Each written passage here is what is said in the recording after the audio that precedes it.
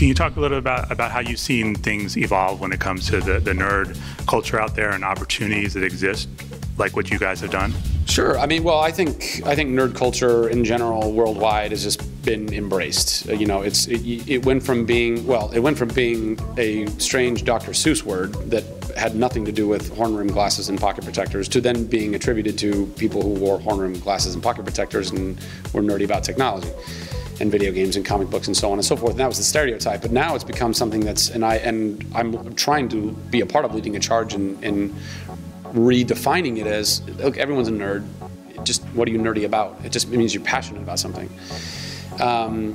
Coupling that with the fact that even stereotypical nerddom is something that's way cooler now because everyone is into.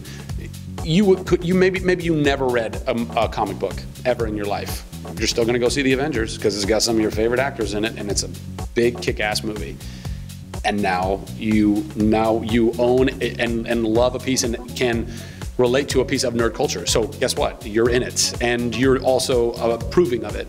And I think more and more that's just become the kind of mentality now because nerd culture has become so big in pop culture.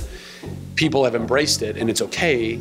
And then on top of all that, 100 years ago, you were valued for your brawn, but now you're valued for your brain. If you could go chop down a bunch of trees 100 years ago, you're like, yeah, I'm keeping this guy around. You can hunt a boar and skin it, you're on my team. But now you're like, excuse me, do you know anything about iOS? Because my phone is freaking out right now. Oh, you do? Great. We're BFF now. We're good friends. I don't care that you can cut down a tree. I can buy lumber at the... So that I think that just culturally that's changed. Value is put on people's intelligence and their ability to navigate a world driven by technology, and so I think that has changed a lot of why people embrace whatever a nerd was or is or will be. I want to tap into video games just from the perspective from a business perspective. What opportunities do you see there for yourself when it comes to video games looking ahead? Oh, well, I mean, ultimately I'd love to have my own game studio. Because technology is so exponential, it moves so exponentially fast, I think in the next 10 years, it will not be uncommon for there to be dozens and dozens, if not hundreds, of independent movie, television, gaming studios, because what used to take, a month and a team of 10 is a week and a team of 2. Much more easily employed. And there's plenty of stuff I would love to create in the video game world. And also because everything will be direct download, you're not, all of these concerns that people used to have with fulfillment, like shipping and handling of DVDs, that's all gone. That's all done.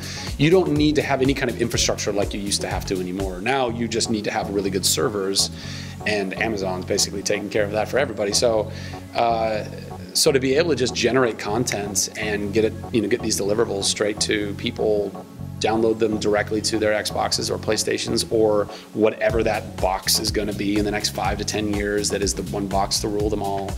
And you'll have third-party controllers, and it doesn't matter,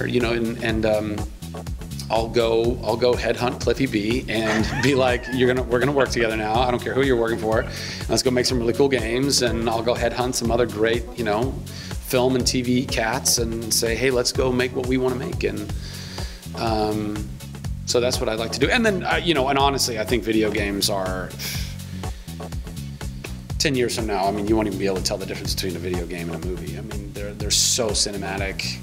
The graphics are mind-blowing, and they're just going to continue to get more and more mind-blowing. So my job will get just a little bit easier because I won't have to go through any kind of hair and makeup or wardrobe or whatever. I'm just going to be wearing a weird, tight, gray or green outfit with a bunch of little weird balls on it and try to get real dramatic with somebody crying over my dying relative who's also wearing a skin-tight green outfit.